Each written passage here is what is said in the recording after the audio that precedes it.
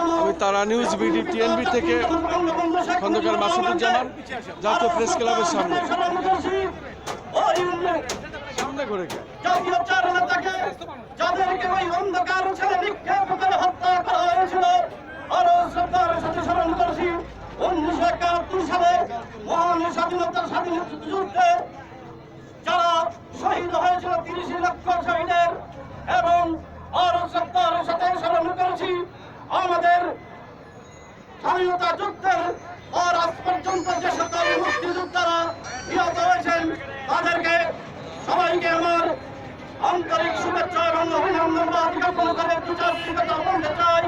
প্রিয় বন্ধুরা আমার, আজকে আমরা এখানে দাঁড়িয়েছি, প্রেস ক্লাবের সামনে আমরা দাঁড়িয়েছি। আজকে আমাদের বাংলাদেশ মুক্তিযোদ্ধা সন্তান সংসদ কেন্দ্রীয় কমিটির পক্ষ থেকে আমরা এখানে